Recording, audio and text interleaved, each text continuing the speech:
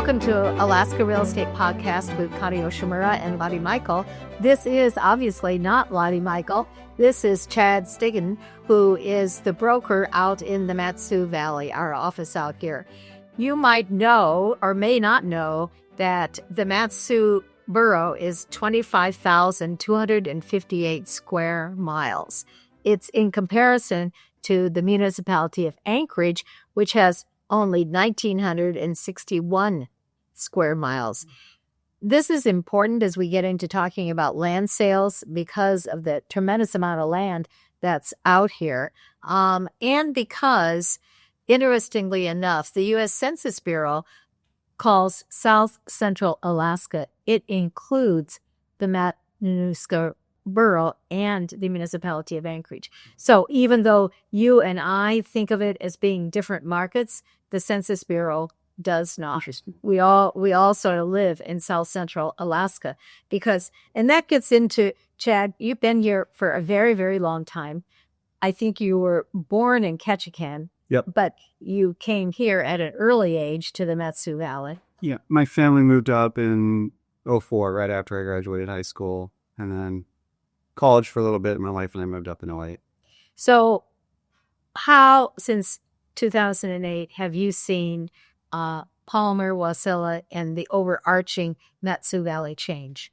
Oh, it's been steady growth the whole time. I mean, I think when we first moved out here, we were looking at a duplex lot out KGB, which seemed like super far out.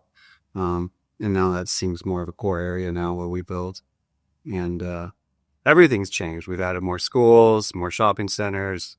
I mean, there's new neighborhoods popping up, it seems like, every year. And so KGB, for those of us that don't know or used to not know, or the audience, what is KGB? That's Knik Goose Bay Road. So that takes you out to Point McKenzie. So it's kind of where a lot of land was available. And as the roads got upgraded out there, I think more development is starting to go further and further out. So how long is the KGB road, say, from Wasilla? You know, I think we were at mile 6 or 7 when we built, somewhere right there at the Vine intersection. And then, you know, not off the top of my head, but Settlers Bay kind of used to be the further out. But there seems to be, they built the Reddington High School, one of our newer high schools, out past the Settlers Bay golf course in that big neighborhood there. And I think maybe that spurred more development out that way. And it's more affordable land. A lot of homesteaders out there have been letting land go, bigger parcels. There is an ordinance. Did it pass or did it not pass that out in that area or in any of the MatSu areas that the neighbors only want to have 5-acre parcels? Yeah, so that got kicked. I mean, the zoning committee didn't like it, and then the assembly, I think just last week, turned it down. Good. Yeah. I mean, there was a good portion of real estate brokers and stuff were advocating for it to be turned down because it would make development very, very hard, and then it would, right, boost our housing prices too. Well, that's an interesting thought because I want to talk to you a little bit about land sales. So in Anchorage, the average price of a lot is $221,000. But in the MatSu, the average price is $100,000.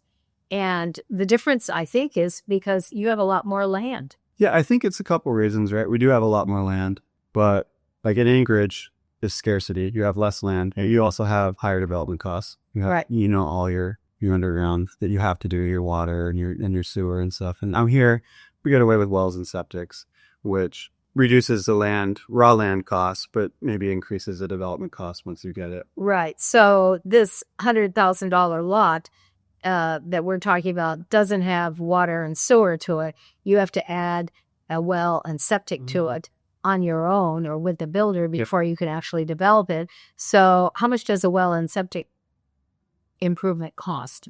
Yeah, I mean, septics are, depending on the size, anywhere from, I think, like 12 to 15 or even higher, 20 grand, and depending on your soils. Okay. And then also, in working in a lot under construction, it depends on how far you are from a rock pit or where you can get septic rocks. Truck time is expensive.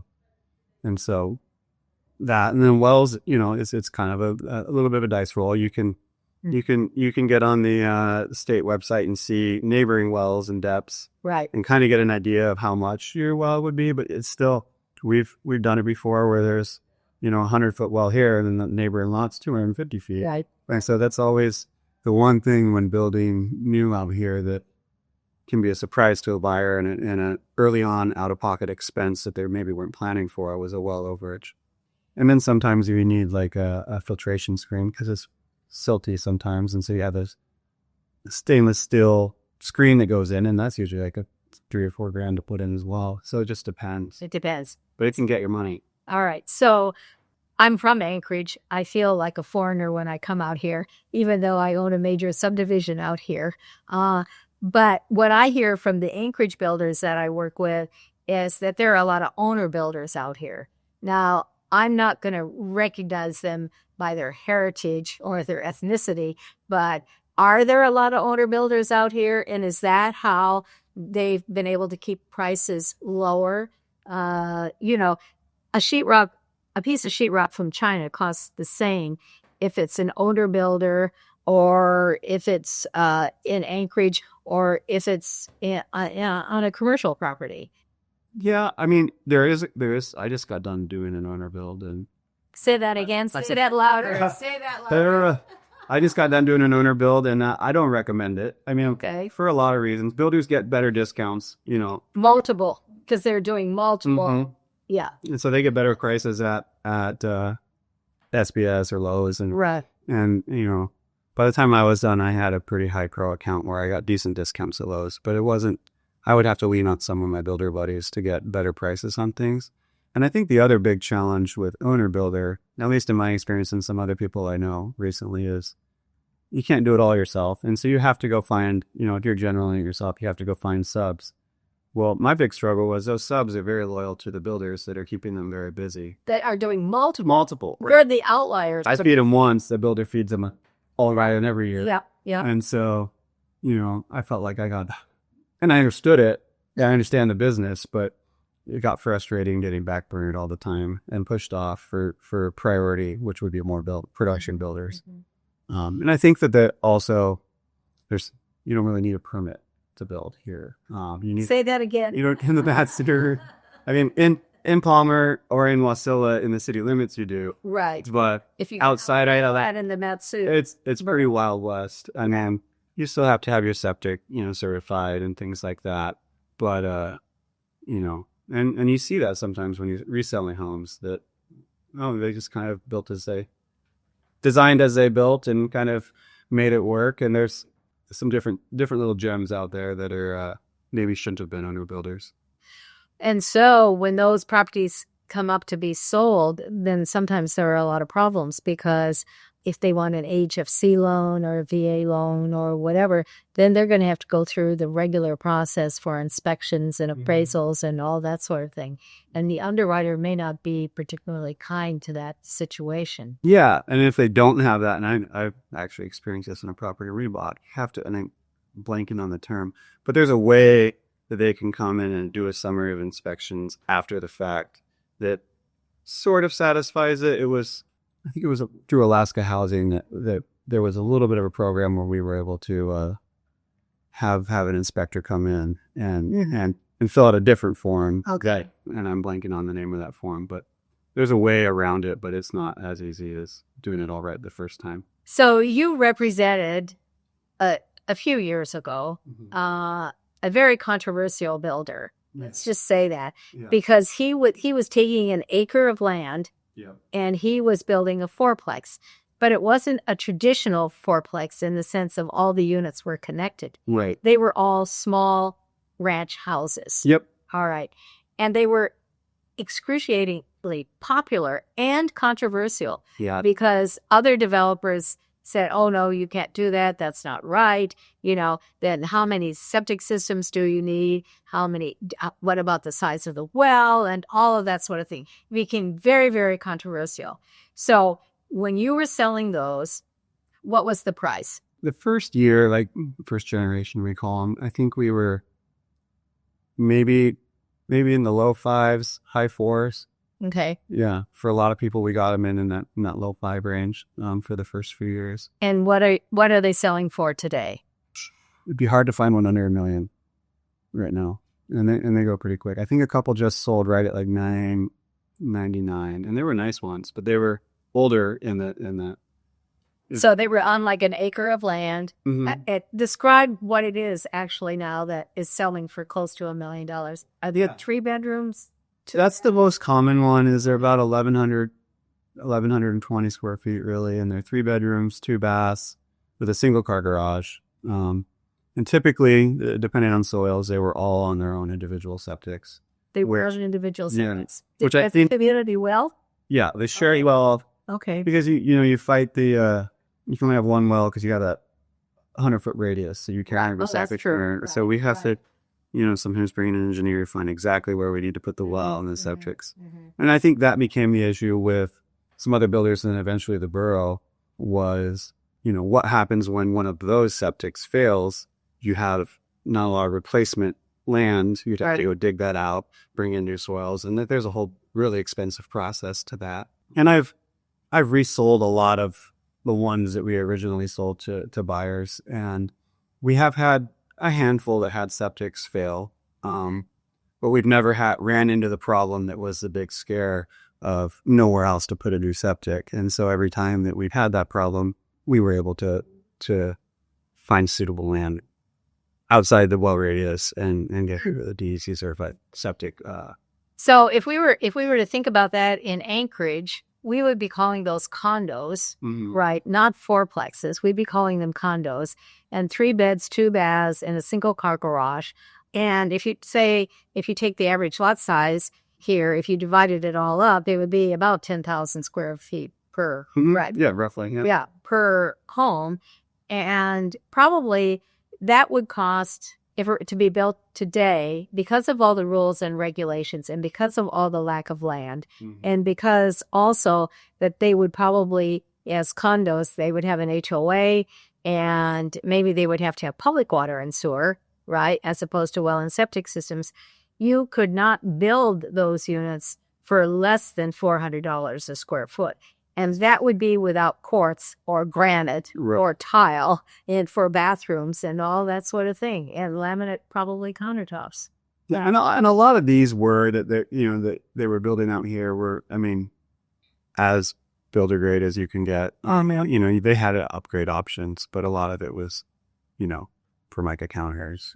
We would do like vinyl plank flooring, a lot of times, just because for rentals, right? It's a gap. But other than that, it was very, it was a combi, on-demand hot water with the in-fort heat, and as simple as they can make it to make them affordable and make them pencil for buyers. And so it worked in really well in that market at that time. It's a little more tricking out. Okay, so the difference in value between a sold in the MatSu and a sold in Anchorage is approximately $100,000. And I attribute 538 versus 460 or whatever. I attribute that to the difference in land, because you have a huge amount of land. And most of it is land. It's not water. It is, I think there's only 600 square miles that has water. So we're really talking about, 24,000 square miles versus Anchorage, which is 1,961. So, and a lot of Anchorage is kind of wet and swampy, and is it? You can't say that. You can't say that. Well, what I can say is that Anchorage has a lot of mountains, the municipality.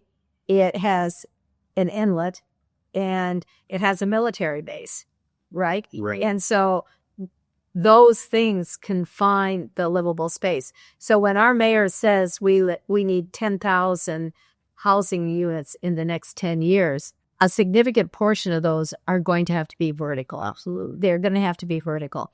And for me, as a residential land developer who believes in home ownership, that's a problem, because I think renters, although I live in a duplex that I own and have a tenant occasionally, the reality of the situation is tenants move, right? They don't have the same sense of stability and community that a homeowner does. They don't have the investment in their community. So I see Anchorage changing along those lines, and it's discouraging to me. And I guess that's one reason why I'm out here, because there's more opportunity for home ownership. Yep. And you do have a lack of condos, number one, that's my understanding. And you don't have very many rental properties out here. Yeah, it seems like, the rental property building, I mean, there's a few builders doing it now, but it definitely slowed down over the last few years. And, just like the mayor said that they need 10,000 units, the borough put out, and I think it was 2017, that we needed to build at least 300 units of rental properties a year out here in the valley. Did that happen?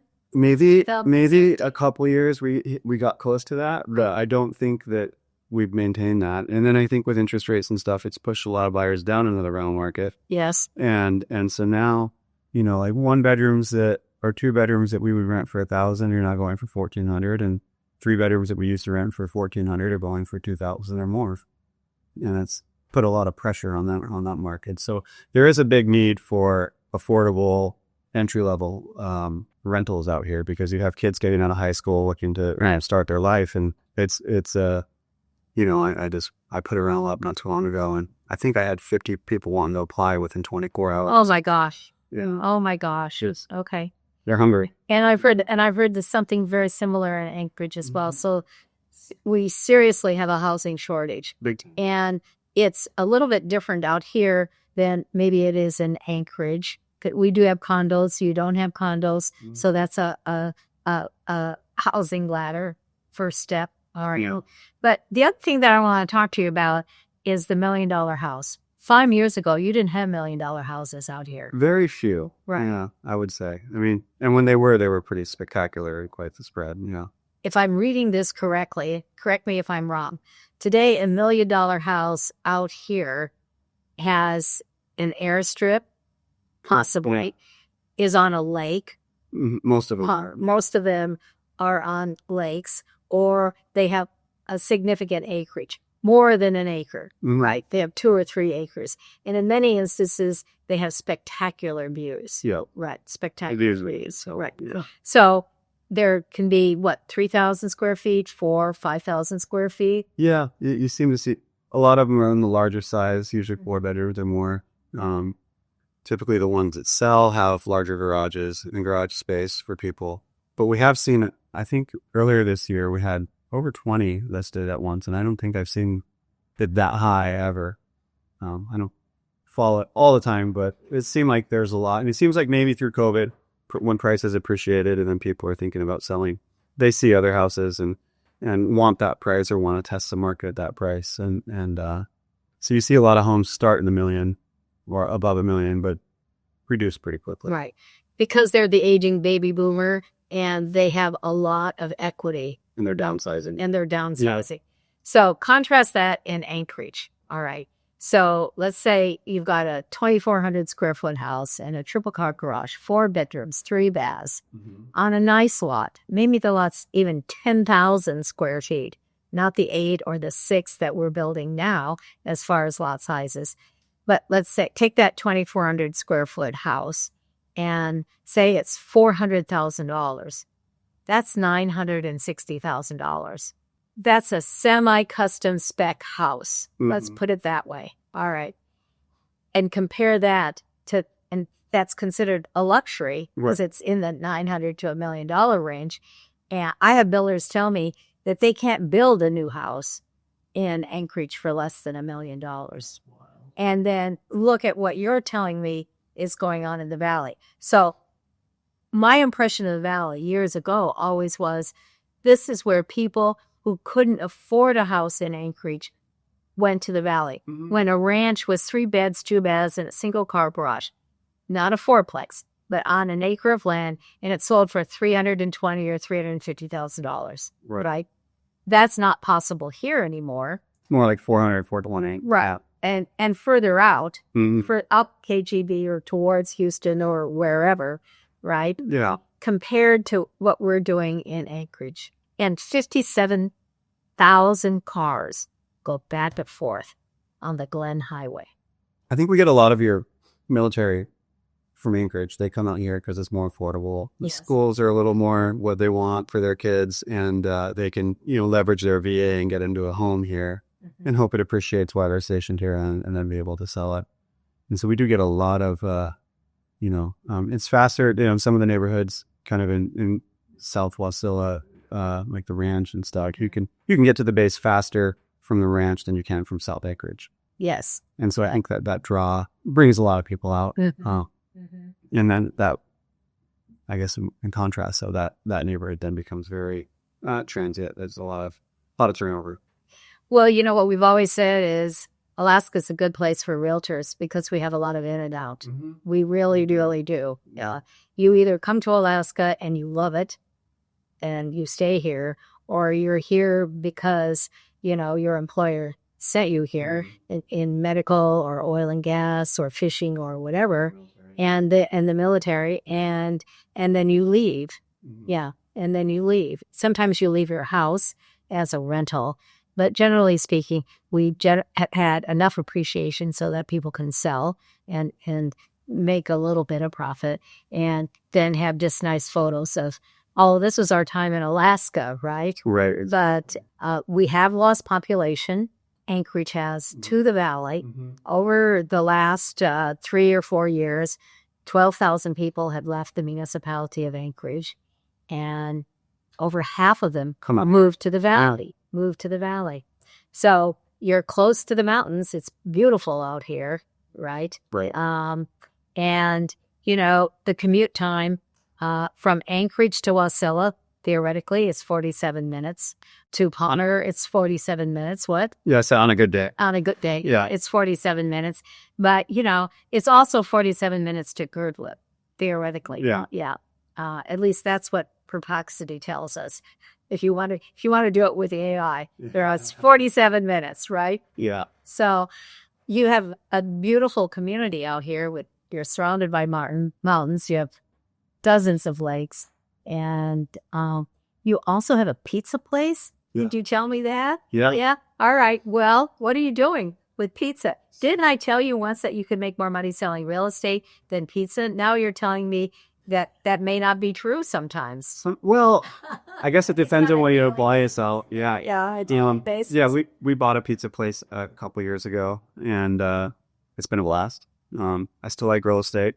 Real estate still pays my bills, but yeah, it's grown, and you can kind of gauge the valley's. Anyways, I think I can like the health of the valley on kind of how things are going and how much people celebrate and do pizza things and buy pizza, and we've seen steady growth kind of in line with how the valley's been growing for sure. What I really want you to close with is, why did you buy a pizza place? Oh, well, I grew up in a pizza place. My parents had one, so that was kind of my first job, and I got to work with my friends and have a good time, build a work ethic, and a good place to work. And my kids were getting older. My son just graduated. He manages the pizza place, and I saw an opportunity. It's not too far from our house. I was able to work a killer deal with the owners on owner finance and get in really where it made sense financially for us, and kind of just took it over, and it's been a blast since. All right. Yeah. Chad, I really want to thank you for coming out today and doing this podcast. You have a very bright future in the valley. I really like the MatSu. I wish I could spend more time out here. And I do have investments out here, but I had a problem with the drive. That's the bottom line. That's what everybody says, right? Yeah. It's a problem with the drive, right? And I think a lot, I guess in closing, we were talking about why people are choosing out here more is there's more amenities out here. We have more, things you used to have to go to Anchorage for, you don't have to as much anymore. And so a lot of people go to Anchorage for the airport and for Costco. And that's it, Well, on that note, I don't like that note, but on that note, I'm going to shake your hand and say thank you for coming out and spending time with us. All right. Thanks for having me. Yeah.